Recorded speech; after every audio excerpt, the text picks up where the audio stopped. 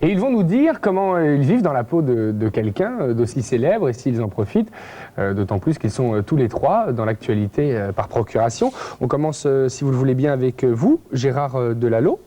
Ça va bien? Oui, ça va. Oui. Bon, très bien. Vous êtes chansonnier humoriste et vous vous glissez parfois dans des sketchs télévisés dans la peau de Bernard Tapie avec lequel, c'est vrai, vous lui ressemblez quand même comme deux gouttes d'eau. Oui, ça c'est votre avis, c'est peut-être pas le mien.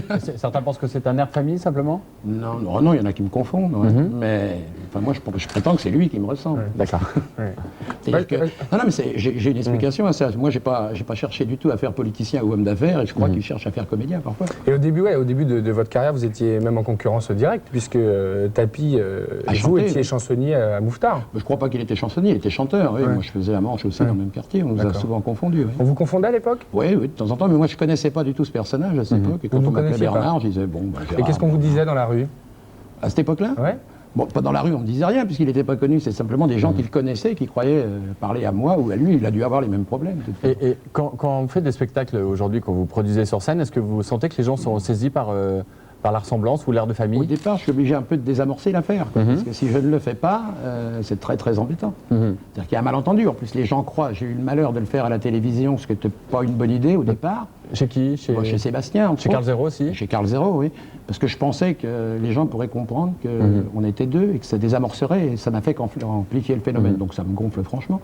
Est-ce que ça veut dire que dans votre spectacle, bon, vous désamorcez d'une part, mais est-ce que d'autre part, vous jouez un peu quand même de temps en temps sur la ressemblance? Pas du tout. Non? Pas du tout.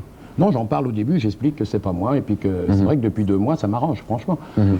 Mais lorsqu'on vous prend, en tout cas... Elle est bien bonne celle-là, tiens. Lorsqu'on vous prend pour Bernard Tapie, c'est-à-dire qu'en gros, les réflexions sont plutôt sympathiques, plutôt désagréables, et en tout cas, comment vous le vivez, vous? Moi, de toute façon, je le vis assez mal. Ça me gonfle.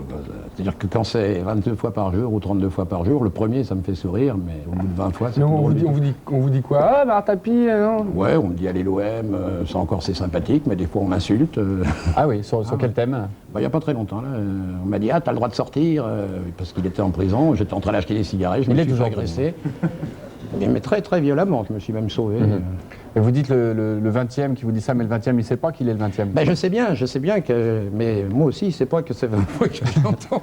Et cette ressemblance, ça vous a parfois mis dans des situations embarrassantes? Parfois, oui. Je me suis trouvé une fois poursuivi par les hooligans du PSG. Je peux vous dire que là, j'ai pas essayé de démentir, j'ai pas eu le temps. Je me suis sauvé très vite. Ah ouais? Oui. Puis c'est pas facile, par exemple, avec la gueule que j'ai, d'aller emprunter du pognon dans une banque. Vous voyez, il y a des choses comme ça qui sont assez difficiles. Ah mais ça vous gâte la vie à ce point-là? Oui.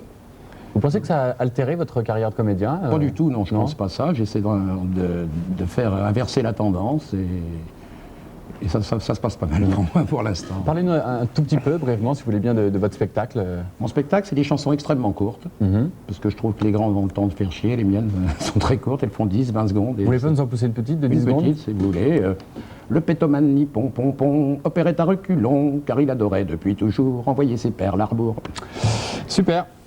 Culturel quand même. Oui, bah c'est clair. Et c'est un spectacle comique ou Oui, c'est plutôt marrant. comique, Oui, d'accord. Je n'entends pas la mélancolie. Et je tiens à le dire ce soir que j'ai ma première à Bruxelles où je vais être 15 jours. Et comme je sais que la grande famille est très regardée en Belgique. À Bruxelles, ouais. Voilà, je suis au Comic Art à partir de ce soir jusqu'au 5 avril. Merci d'être venu et bon courage. Merci Beaucoup.